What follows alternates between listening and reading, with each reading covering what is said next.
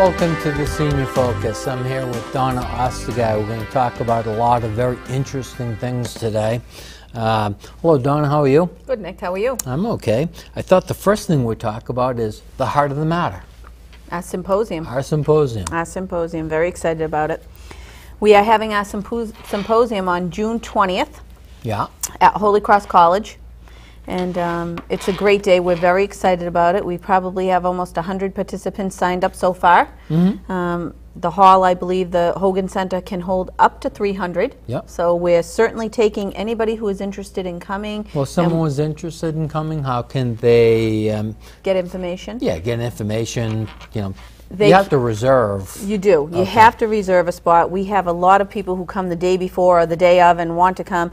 It's for people who have already signed up, and that's the key. Right. But we still have plenty of spots available to anybody who would like to attend our symposium, June 20th. You would just call our office, 508-755-6525, or visit our website, www.edlalaw.com, to sign up. You know, what happens oftentimes is people think that there's no pressure, there's no hurry, they wait, and then at the very last moment they try to attend and they find out that there isn't adequate space for them. There, in fact, is no space for them. That's what happened to our Alzheimer's symposium Right. last November. We had over 278 people attend. It was almost beyond the maximum fire code for Yeah. the Beechwood Hotel, which was difficult. Well, when you think of 278 people attending, plus all the people that are there to provide information, the exhibitors that man the booths, I mean, we're talking a lot of people. It was jam-packed in there. Jam-packed. And we had a lot of people who showed up that day of our event. And I know that we have begun running commercials on Chatter TV3 for our event, and there's the ways to sign up are either through the telephone, calling our office, or signing up on our website. We have a total, honestly, of 4 symposia a year. On our website, you can sign up for our extra 2 that we still have yet to do. One is September 18th, which again, College of the Holy Cross.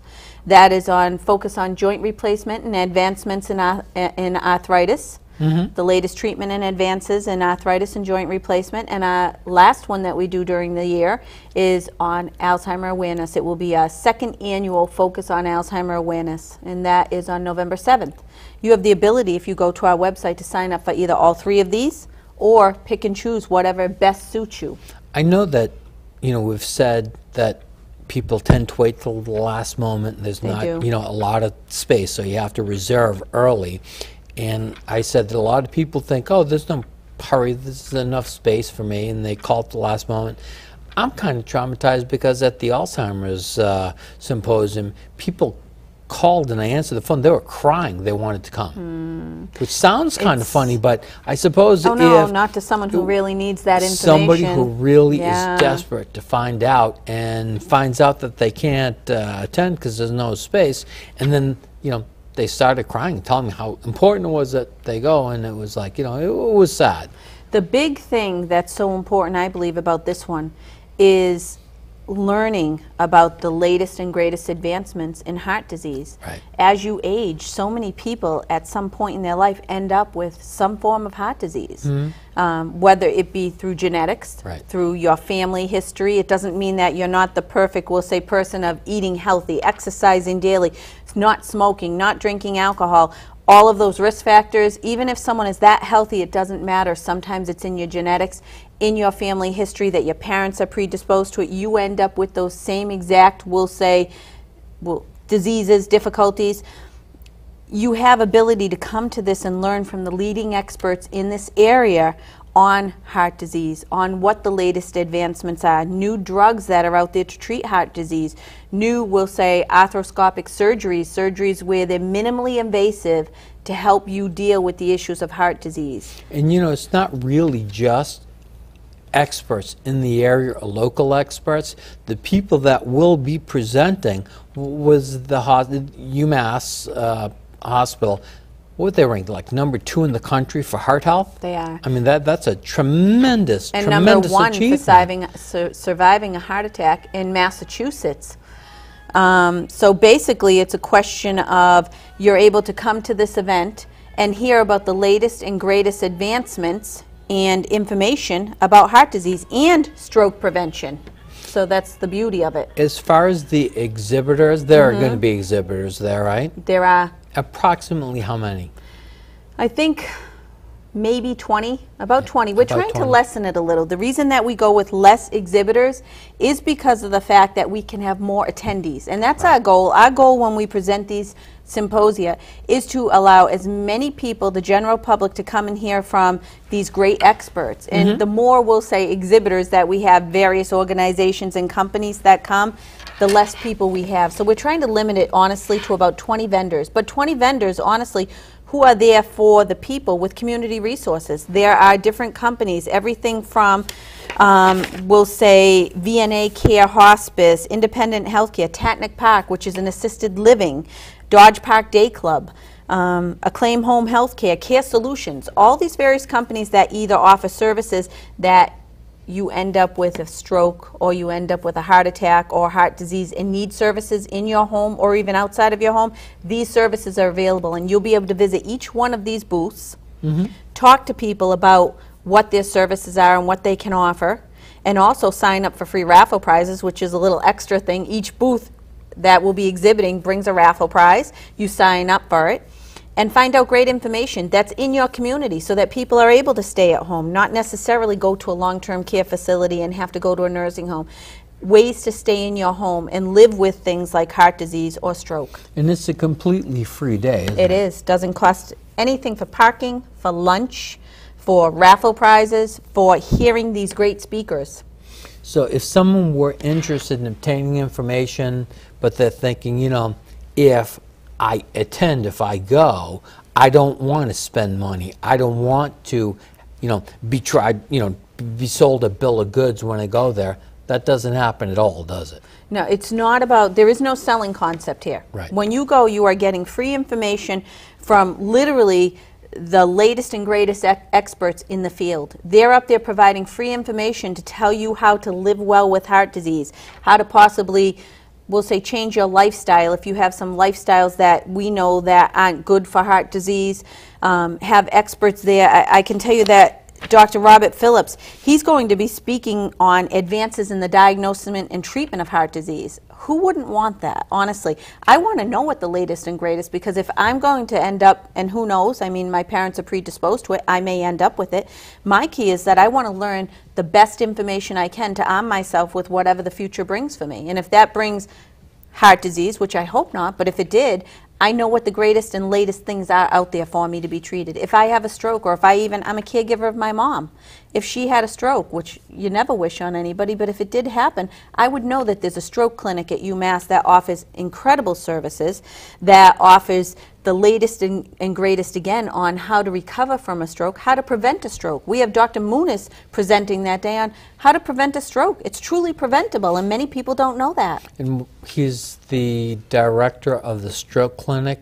He's director of the stroke program for UMass Memorial Healthcare. Okay, okay. So, among many of his titles, that is one of them. Professor of neurology, psychiatry, tons of things. And it's not just information from the presenters, there's information from all the exhibitors. There is. And what kind of information might someone get there? Like you go to a I'll booth, give you an example. If someone had a stroke and they Yeah. needed services at home, they don't want to go into a long-term care facility because they maybe have some paralyzation on one of their sides, can't, we'll say, read, write, whatever it takes, whatever happens after the stroke.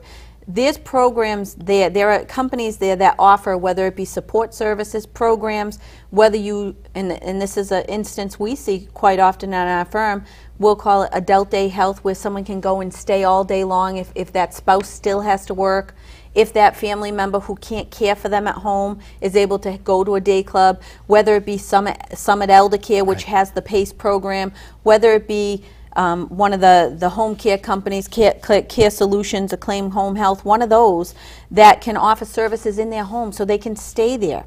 No matter what it is, whether you've had surgery, I'll give you an example. If you end up with open heart surgery, when you come home from a hospital, you're going to need services. You're not going to be able to go home and do what you did, say, 10 years ago. It's a different concept now. Now you're looking out for your best interest of your health. You may need services at home. All of these companies either offer at-home services or services that can be honestly catered to someone who's had heart disease or a stroke. And once again, contact information for people that are interested in attending the event? They would call our office, 508-755-6525, or visit our website, www.edlalaw.com. And again, the cost? There is no Free. cost. Free for everything. Free whole day. I tell people, if you can have something free and take advantage of it and learn so much more, knowledge is power, you say it all the time. That's the key. They get to go and hear the greatest and latest advancements in stroke prevention and heart disease. What more can you ask for? And everybody ages. At some point, you have to face these facts. You know, another thing, people might be thinking, well, you know, I don't have heart disease. I haven't suffered a stroke. You know, this isn't for me. Is it only for people who have a heart ailment or who have suffered, you know, the effects of a stroke? The key here is that people think that they have to wait for the catastrophic event. We see it all the time in our office. You don't wait for it. You get knowledgeable before you get the information that you need, the education that you need to understand that whatever lies down the road, you'd have it. And that's what we want. We're not saying people who haven't had a heart disease, had stroke, had a heart attack, or any of those things. We welcome them to come because they may find out new information that just came out that they may not even be aware of. We're saying that this is for anybody who thinks about the future, maybe has a parent who has heart disease or high blood pressure, all factors leading to heart disease.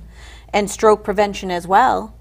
The key is that you can come and learn about this in advance. And I'm a firm believer in education to the highest level in terms of, even if it comes down to an event like this, you've armed yourself with more information to walk away and make a decision and say, geez, I'm going to change my lifestyle, or I'm going to add this to it, or maybe I need to ask my doctor about this particular drug that may help me in many areas, not just one. So it sounds an awful lot like whether it's Medicaid planning, estate planning, legal planning, rather than waiting until it's, you know, really late in the game. The more you find out, the more knowledgeable you are about a particular topic, the better, and the sooner the better. Rather than waiting until it's too late to do something, the more you can arm yourself with this information, the better off you are. It is.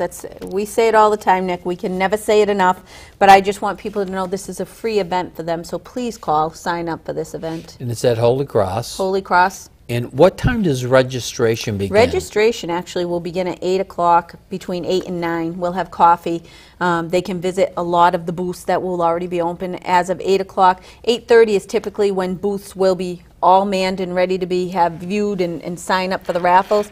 I'd say 8:30. Between 8 and 8:30, we'd like people to arrive 9 o'clock promptly, and I mean promptly. We begin the day because I know how easy it is to fall behind, like we have in the past ones, where sometimes the speakers take a little bit longer, or maybe there are questions that are so important for people that we don't feel, because there is a question and answer period with this after each one of the presentations. Well, shall I say the morning presenters and the afternoon presenters.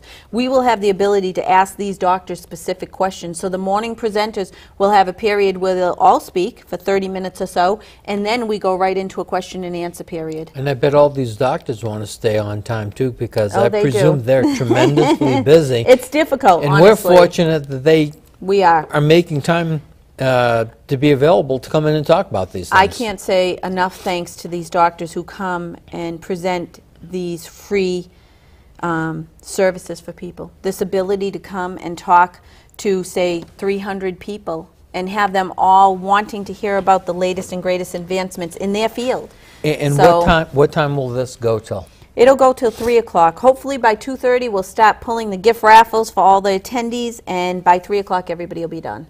And the lunches are fantastic. I can't say enough about how great, you'll tell everyone how great the lunches are at Holy Cross. I have, and I will. They really do a tremendous They job do. with What the a food beautiful service. spread of food. It was just a wonderful day. And after the Heart of the Matter, there's another one coming up on There is September 18th. arthritis and joint Yeah, replacement. it's focus on joint replacement and arthritis. And then we finish up the year with another symposium on Alzheimer's disease. Alzheimer's disease. We're going to head to a break right now. When we come back, on the other side of the break, we're going to talk about the Be Organized, Be Prepared kit that we offer.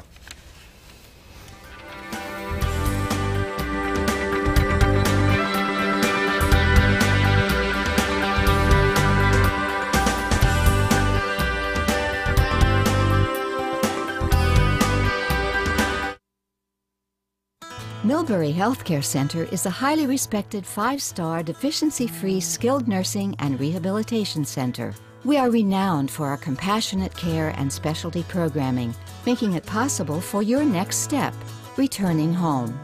We listen and take the time to understand your goals. We provide support and the tools needed to safely prepare for your transition home. Millbury Healthcare Center is the community choice for skilled nursing and rehabilitation.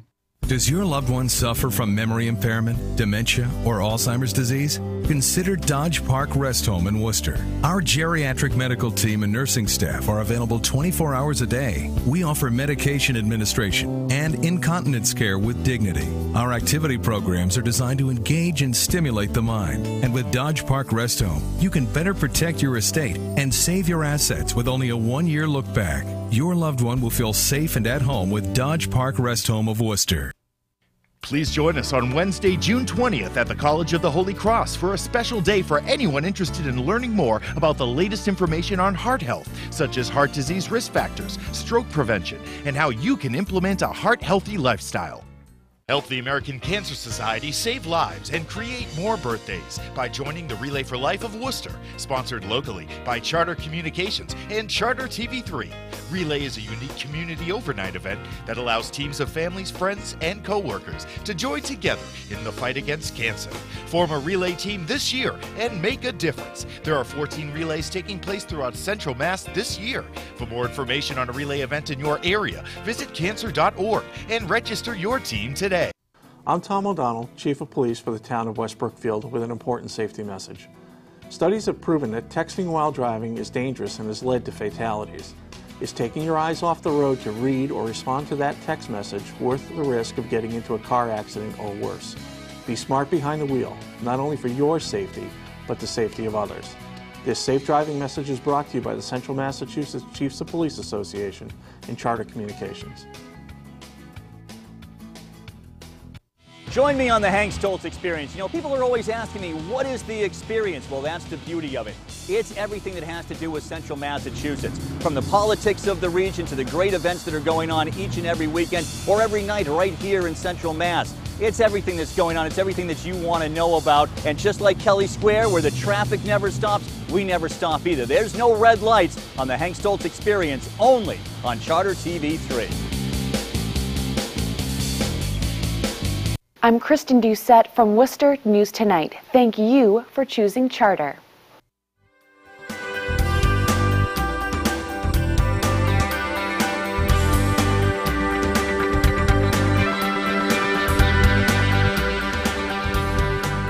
Welcome back to the Senior Focus. I have with me Dr. Majaz Moonis. Hello, Dr. Moonis, how are you? I'm fine, thank you. I said that we were going to talk about the Be Organized, Be Prepared kit, but I don't want to talk about that right now. I want to keep talking about the heart of the matter, heart health, and specifically I want to talk about strokes. I suppose first I want to ask you, how long have you been a physician? Oh, about 25 years. About 25 years, a long time. Okay. What drew your attention to the practice of medicine?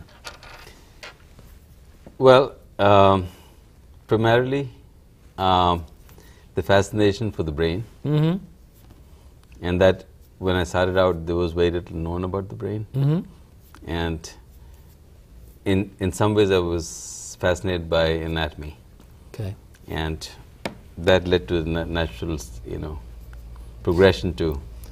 As far as clinical interests, I was surprised when I saw that one of your clinical interests is Alzheimer's disease. When I think of stroke, I don't think of Alzheimer's disease. Is there some correlation between the two? Yes, there is. I mean, it's probably a very complex correlation, but I'll try to simplify it as I can. So what happens with patients with Alzheimer's disease is that you get deposition of this stuff called amyloid in the brain and other things, and that destroys the brain cells slowly. And it does it about 20 to 30 years before you actually start developing any symptoms of Alzheimer's disease. Now, on top of this process is in itself driven to some extent by how your blood vessels are doing. So, you know, some of it is genetic, but otherwise, the state of your blood vessels has a lot to do with how you are doing. So, if you, let's say that you have mild Alzheimer's disease and you get a stroke on top of it, you would suddenly become from mild to very severe. You know, the cognitive decline becomes very, very, very accelerated. That's one of the things that happens. The other thing is that if we look at brains of patients who've had Alzheimer's disease or so-called Alzheimer's disease, we don't really see just one pathology. We see as the Alzheimer's pathology, which is what I described just now, and then we also see multiple small strokes or blockage of small blood vessels. So what we are leading more and more towards is a concept of what is probably called a mixed dementia, meaning that it's not neither this puristic Alzheimer's disease or pure stroke related dementia, but that the two processes come together. It's a scary thing for me, and I'm sure for many people that are listening, maybe for everyone that's listening, to think that there can be a process that's occurring in your brain that is affecting you and you don't know it. There are no signs, no effects. It's going to affect you many, many years down the road. I find that to be a frightening, frightening thing. Certainly. And it's very true. Interestingly enough, not everybody who develops the amyloid process or the Alzheimer's process, so-called Alzheimer's process, becomes demented. It depends on how long you live, how much you accumulate, where do you accumulate that burden of disease, right, in your brain. So if most of it is in the memory area, then you're affected much earlier. If it is in other areas, then there are different manifestations. But we actually tried to look at this hypothesis that patients who are normal functioning people, who are bankers, lawyers, etc., but who have the gene that makes them very prone to Alzheimer's, they will definitely get Alzheimer's disease. We started looking at their spinal fluid and the clinical evaluation, and we found that in those people who are pure pathology, I mean there was no stroke or anything else, they were young, 30, 40-year-old folks, and there what we found was that they had the manifestations in the spinal fluid of Alzheimer's way before they even became demented. So yes, I mean, it is a scary thought. Can we do something about it at the moment? We can image your brain, which makes it even worse, because people are trying to see if there are about 3 FDA approved dyes now that can be, you can have a PET scan and you can have the burden of disease being seen in a live brain, pretty much. Right. But what happens there is that if you can see that all the amyloid is accumulating in the hippocampal region or the memory area, then you would obviously be more likely to get the disease.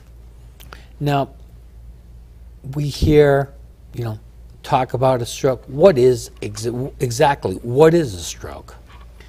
So stroke literally means, sudden something that happens to you, which affects. So, and there are 2 types of strokes. Basically, one where blood vessels are blocked in your brain, and the block could be because a clot broke away from your heart and went and blocked the major blood vessel of the brain, and that happens very rapidly, and one of the worst kind of strokes that you can have. But you can also have blood vessels here in the neck block off and suddenly cause loss of function in the area that we were supplying. So that's called ischemic stroke or the blockage kind of stroke. Right? The second kind of stroke is when you have sustained high blood pressure or brain aneurysms or which make the blood vessel wall weak, and it ruptures because of the high sustained blood pressure. And when the blood vessel wall ruptures, it causes a huge amount of blood to go into the brain and destroy brain tissue. And that's called a hemorrhagic stroke. Now, I always thought when you talked about stroke, or I always thought it was like an oxygen deprivation, and it happens because not enough oxygen gets to your brain. Is that right? Is that wrong? That's absolutely true. Okay. But what happens is that the oxygen deprivation, even if when you faint, right, your oxygen levels go down. I mean, that's blood flow goes down, oxygen levels go down, and you faint. Right. But you recover because the moment you hit the ground, the blood flow starts again into, and right, you're back to your normal self. In this particular case, the blockage doesn't go away unless, rarely it goes away on its own. So in most cases, there's a blockage, and because of that, no blood flow, and therefore lack of oxygen. Now, nature has provided us with a number of different arteries that compensate for that in some ways, if you're lucky. And if you have that sort of circulation, then part of the brain can be saved, because even though this particular artery is blocked, the remaining arteries will carry the blood to that place. What about risk factors? Yes, and that's perhaps the most important thing to recognize, that all our risk factors, in fact 90% of the risk factors for stroke are present way before you ever get a stroke. Most people don't recognize them because they don't produce any symptoms. For example, the major risk factors, apart from the non-modifiable, we divide risk factors into modifiable risk factors and non-modifiable risk factors. For example, age, female gender, then these are some risk factors that you can't modify. But you can certainly modify blood pressure, so high blood pressure, high cholesterol, diabetes, obesity, sleep apnea. These are all risk factors that are that slowly build up in time and either block off arteries or cause coronary heart disease, which then leads to a... So there are a number of different things that a person might have that will lead them to a higher probability of a stroke. What about the difference too, doctor, of is a man more susceptible to a stroke or a woman? Is there any risk factors more for women than men, or vice versa? Women are more susceptible to stroke, firstly because they live longer. Secondly, because to a certain stage in their life, they're protected by their hormones, and then they lose them. Unfortunately, if you restart hormone therapy at a late state, meaning over 65, then you double the risk of stroke, and that's a paradox. So the hormones are protective in your early life, and yet when they're gone and you try to replace them at a later stage in life, it becomes a problem. More troublesome then. So you'd say basically then, is there anything in a we'll say the non-modifiable ones, could that be genetics as well? Because if you're like my parents are predisposed and had high blood pressure, and now, not that I have it yet, but would that be a factor for me as I age? Are these things that, say, someone could go to, like, we'll say your clinic and find out about? Is there ways to literally prevent a stroke from happening if you were early enough to, say, do the preventative measures? Absolutely, absolutely. I mean, that was the whole basis of starting a stroke prevention clinic. And the concept is that look at every risk factor, see what can be modified, and then try and treat them aggressively so that the progression of the disease doesn't occur. We're going to have to head to a break right now. When we come back, I do want to talk to Dr. Moonis about the clinic and get more detailed information about the clinic.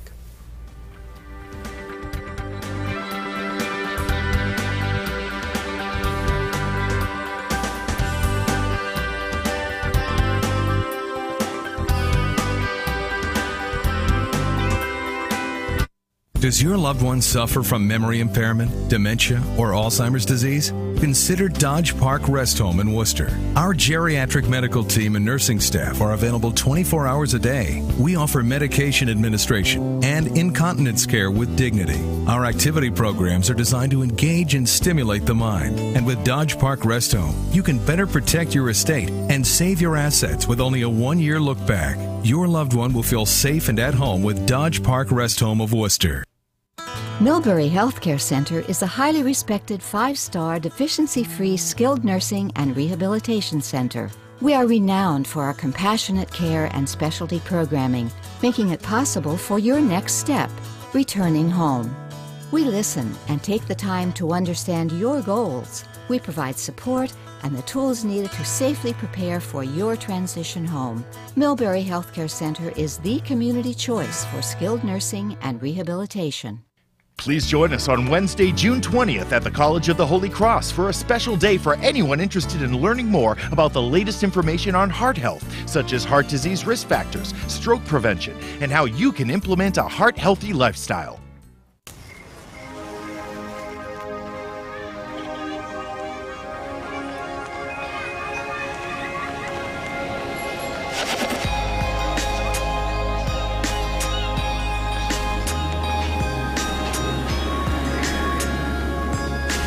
When we walk together, we are bigger than cancer.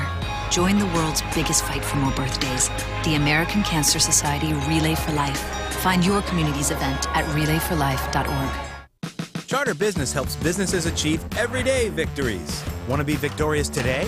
Call 877-BIZ-BUNDLE. Switch to Charter Business and start saving over $50 a month. You'll enjoy internet 6 times faster than standard DSL, plus phone with unlimited long distance. Saving your business over $50 a month makes for an easy decision. It's indecision that'll cost you. So call 877-BIZ-BUNDLE today. To the victor go the spoils.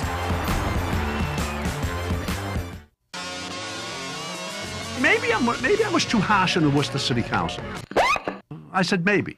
I mean, when they're talking about raising chickens and stuff, maybe we shouldn't have been so harsh on them. Maybe what we should be doing here is expanding, not only chickens. Maybe let us have a cow in the yard. Maybe a couple of pigs, a goat. That way we'd be sure there'd be no pink slime, no glue in our meat. This is sad. I'm Caitlin Tivnan from Worcester News Tonight. Thank you for choosing Charter.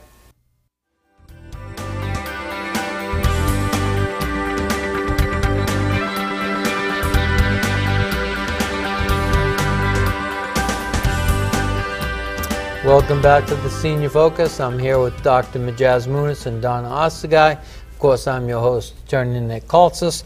And, we were going to talk about the clinic, and we are going to talk about the clinic. But one of my pet peeves, smoking. People don't, I guess, people who smoke, maybe they don't understand the serious nature of the problems that they're probably going to encounter down the road. And I would assume having a stroke or becoming susceptible to a stroke is one of the very terrible things with smoking. Absolutely. What smoking does is it causes damage to your blood vessels. I mean, that's the key.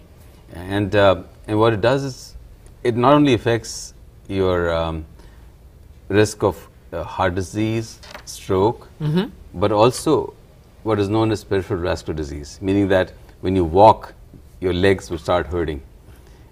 And in due time, if somebody is really susceptible to it, they could get so much decreased flow in the legs or the arms that they might not need amputation to save their limbs because there's no blood flow. And I would assume that, as with pretty much every medical issue that we've talked about, exercise is a good thing for people. Absolutely. I mean, many people think I'm too old to exercise or I'm too infirm to exercise. That's not true. That's not true at all.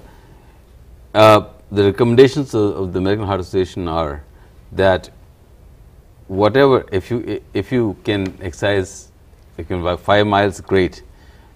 But keep one step in front of the other as much as you can, and you would make a difference. So it's like do as much as you can. As much as you can. You don't have to overdo it, but you can do something, and every little bit helps you. Yes. I remember when I was in a wheelchair, and my physician said to me, Nick, you've got to exercise. And I said to him, Doc, I'm in a wheelchair. There's nothing I can do. And he said, no. We start slowly. You only do what you can, what you can do. And before you know it, before I knew it, I could do a lot. Just start slowly and move into it. Right. And most people who think that they're overweight or they cannot exercise because of A, B, C, D conditions, if you start slowly and slowly build it up, you'll be surprised and amazed. I mean, in fact, there are programs the American Heart Association offers, which are called, Olympic training programs, in the sense that, you come to us, we'll take care of you, we'll even, put you up and train you. And then you can go train others, too. Now, at the clinic, we're going to talk about the clinic. Oh, yeah. Is someone able to come in, are they able to get this kind of information at the clinic? Can they begin or, be helped along with, we'll say, a course of exercise or? Absolutely.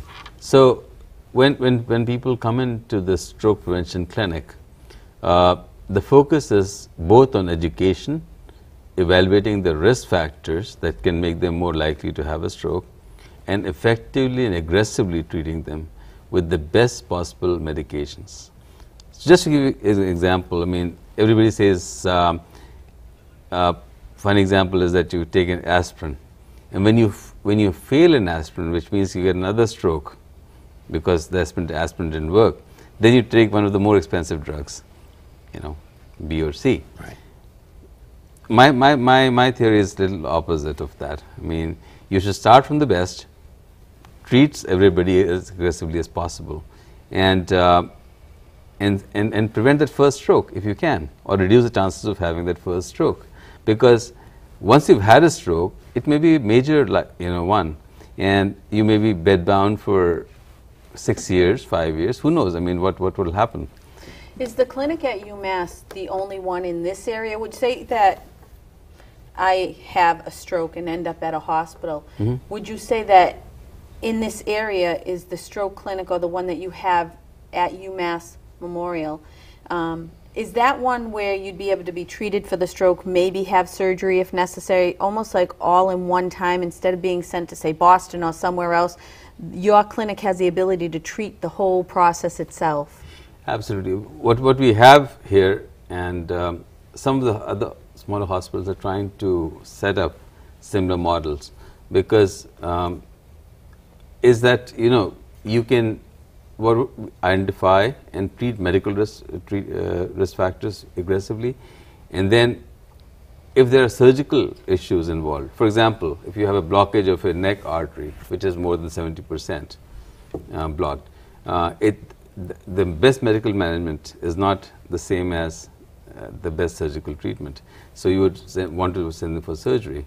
And we have a network of people right within the hospital, and we refer them in real time, very quickly, for those kind of because I mean, if you were diagnosed with a blockage, that would mean at some point a stroke could occur. Is that correct? Absolutely. And so the key is, in a sense, time essence, that you have it checked, taken care of, monitored, make sure that the blockage, say, isn't above 70%. If it is, then you do what's necessary to maintain that you don't have the stroke at all. So Yes. that's the goal and the key within the stroke clinic. That is the goal. And because, again, as I pointed out in the beginning, that most people do not recognize that they have risk factors. And some that don't want to do anything about them because of maybe habit, maybe. What we see mostly in the stroke prevention clinic are people who already had a stroke, so they don't, to prevent the second stroke. And to give you an example, the national average for stroke is about 4.5% or so, or a little higher in places. But in the last 10 years, our stroke recurrence rate is only 1.7% per year. So which is literally 1/3 the national average. And the reason, there's no magic to it. It's just that every time we follow patients every 6 months or a year, depending on how complex or severe the condition is, and make sure that every little piece that could possibly, cause or be a risk factor for stroke is aggressively addressed. And then you follow them and make sure that they, it's one thing, we have to get into partnership. And to build that partnership and work to prevent another stroke, in all honesty. And that has to be someone's biggest fear, is that when it does happen, will it reoccur again, and ways to prevent. Yes, absolutely. And that's your goal as, stroke clinic, to work with that. And that would be, I think, the most important thing. When we have our symposium, I'll let our viewers know that Dr. Moonis will be part of our symposium. His title of his presentation, which is so perfect, is "Stroke is a Preventable Disease and Prevention is Better Than a Cure." And it really is. Why have the stroke if you can prevent it from ever happening? Right. And that's probably the big goal. I would think, as a person, I wouldn't want a stroke, so if there's ways to prevent it from ever happening, that would be the goal. Could we prevent it 100%? Probably not. But could we reduce the chances tremendously? Yes. And there have been several. The best example is when people get these reversible strokes or mini strokes, sort of, as they're called. If you catch them at that point and aggressively treat them in the hospital, identify the cause of what's happening and treat them aggressively in the hospital, you reduce the chances of their progressing to a stroke by 80%. So they've come, I think, I remember years ago my grandfather or my grandmother had a stroke, and in a sense there was nothing left to do at that point, but that was probably 30 years ago, 40 years ago. Right. So I think that now they have come so far with medicine or treatments or whatever it be, when you have someone who experiences a stroke comes in and you find that there's ways to treat it before it's going to be a full-blown stroke. Is that what you're saying? Well, there are two things that I'm saying. First of all, if we can prevent that from happening with all these measures that we talked about, that's the best way, because that will make the biggest difference to the largest number of people. Once somebody gets a stroke and they're actually coming in with the blocked artery, then it's really speed is of essence, and if you can safely unblock that artery with clot busting drugs like TPA, etc., or even go with a catheter and pull out the clot. Those are the kind of things that we do for acute stroke. The returns on acute stroke are not that high as prevention. I mean, you could literally say that the difference between prevention and cure is 100 to 1. So, but even that 1% difference is tremendous, and it's important. So that if somebody does have that problem,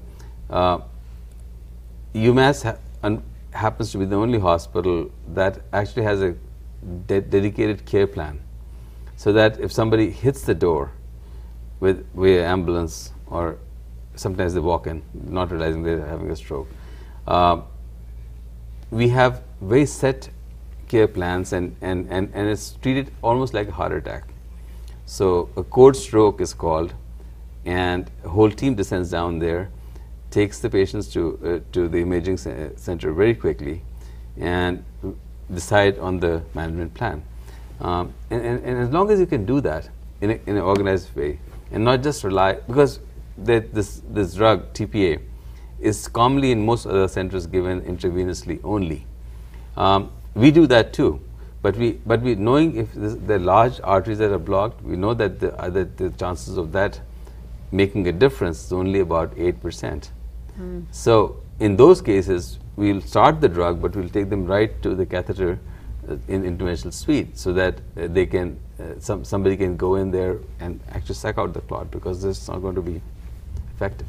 It's like I say, knowledge is power. You go to the clinic, you can find out information on the ailment instead of waiting for something terrible to happen to you. And if it's preventable, the more you know about it, the better off it is for you. Instead of waiting until something happens, it's just like anything else in law, I suppose. The longer you wait, the worse off it is for you. By the time you ultimately react to something, it's too late. Better to be proactive and do something before you have to than to wait for an event to occur. We're going to head to a break right now. When we come back, I do want to talk a little bit about the heart of the matter and Dr. Moonis' presentation.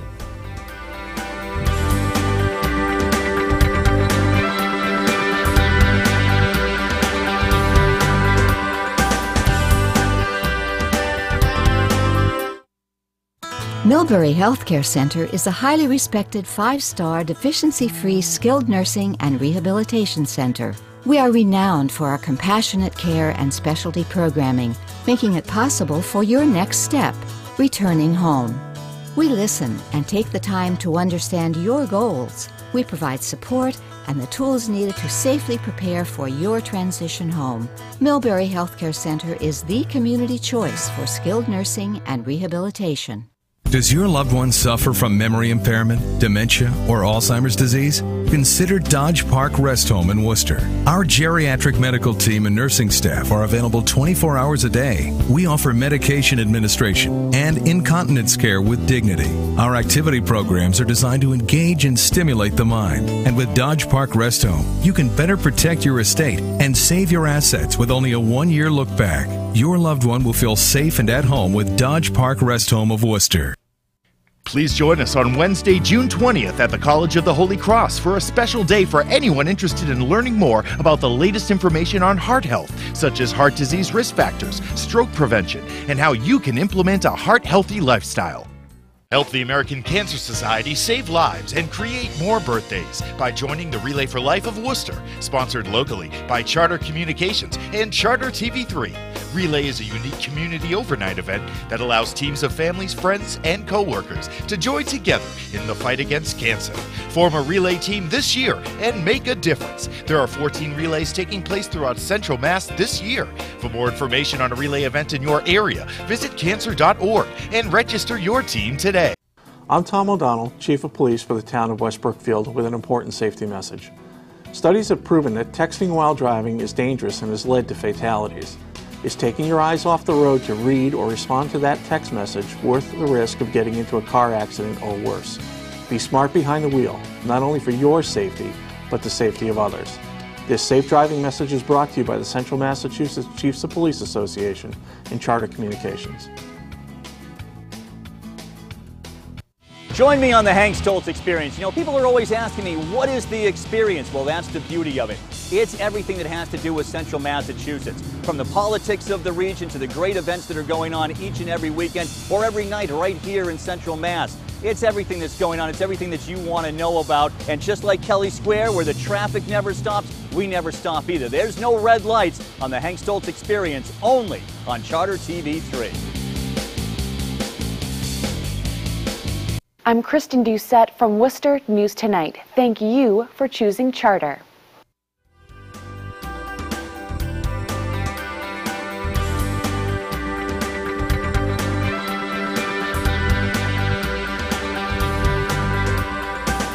Welcome back to the Senior Focus. I'm your host, Nick Kaltsis, and I'm with Dr. Majaz Moonis and Donna Ostagai.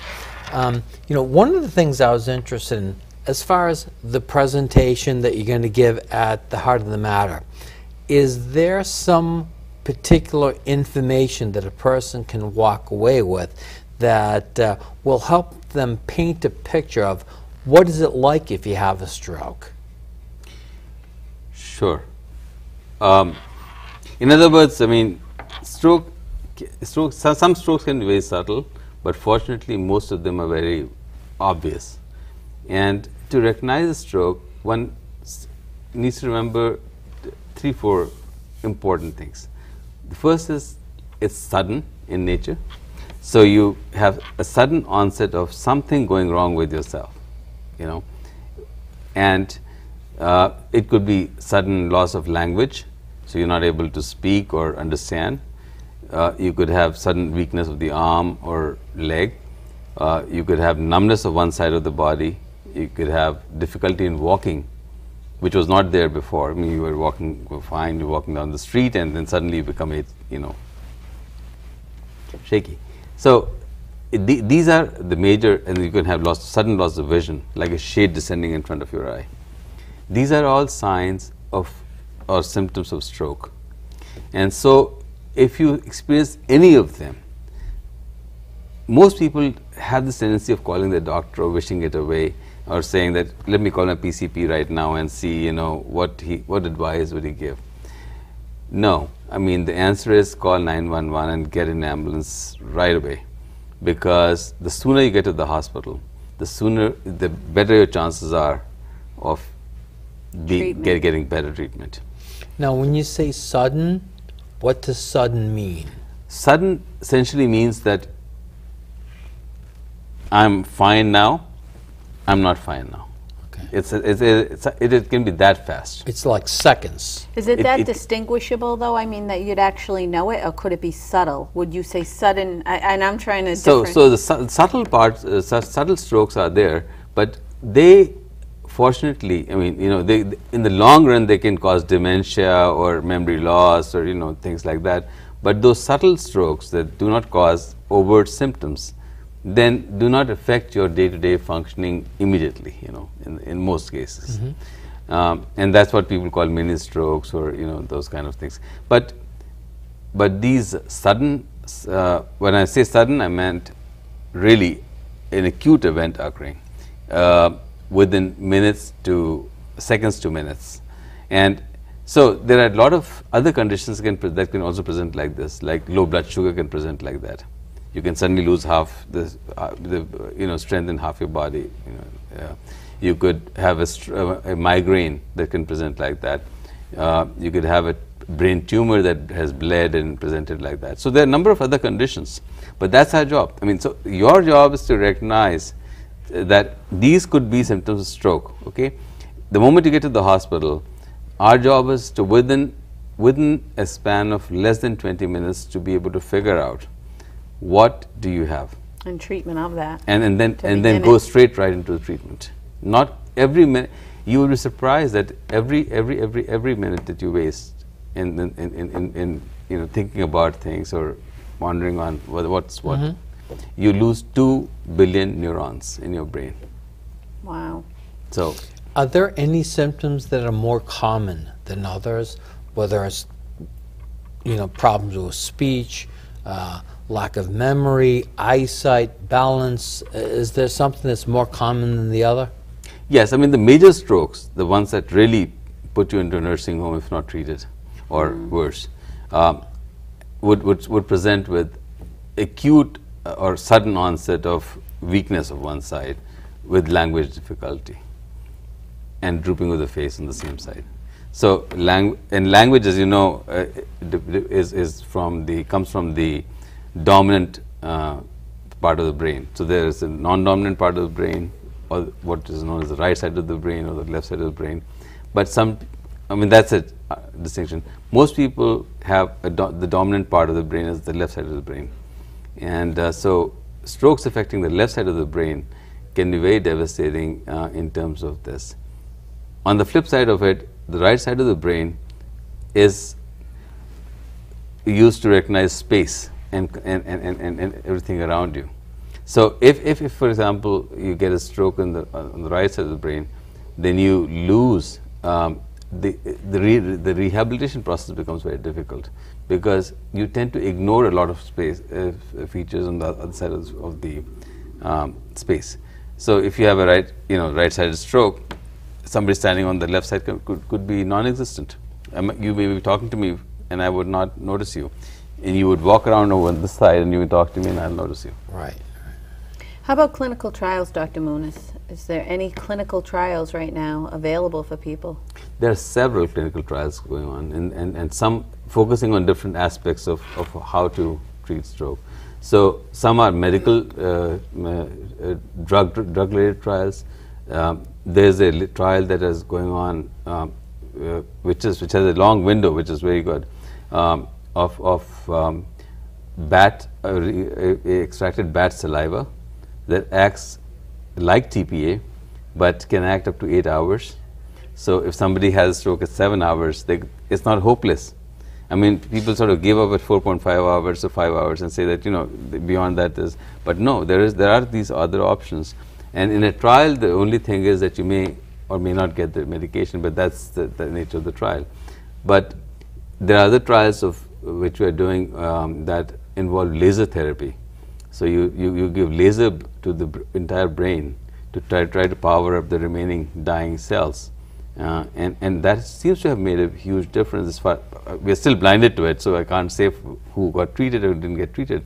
But of the 16 patients, or 14, 16 patients that we have done so far, they all came back to the clinic to see us. So wow, that sounds promising, though. And that's up to 24 hours. So think about this, that, you know, it's not hopeless. I mean, nothing is hopeless, and you should, if you cannot get into acute treatment for some reason, then there are other options which are interventional options. If you can't get interventional options, then there are options of clinical trials. So many of the things that we've talked about here today, you will be presenting at our symposium on June 20th. Right. That's such exciting news. Yeah, I'm very definitely is. hopeful of what you're talking about right now, especially with clinical trials. You don't know how far they'll go. It might be something that will be right around the corner for us in the future. Yes. Hopefully. Yes, I mean, that's certainly true. If anybody would like to contact Dr. Moonis at his office, the phone number is 508-334-2527. That is at the Stroke Prevention Clinic. That's the number that will get eventually to me. To be able to get an appointment with you. Right. Okay. And for anybody that would like to attend a free symposium June 20th at Holy Cross College from 9 to 3 p.m., please call our office 508-755-6525 or visit our website www.edlalaw.com. Dr. Moonis, I want to thank you for joining us today. There's a lot of really helpful information. People need to be proactive. They need to listen to this information and then act on it rather than just waiting in denial until something happens to them. Well, thank you very much for inviting me. Thank you for coming in. Donna, as always, thank you. Thank you. Thank you. Thank you for joining another episode of the Senior Focus, and we will see you next week.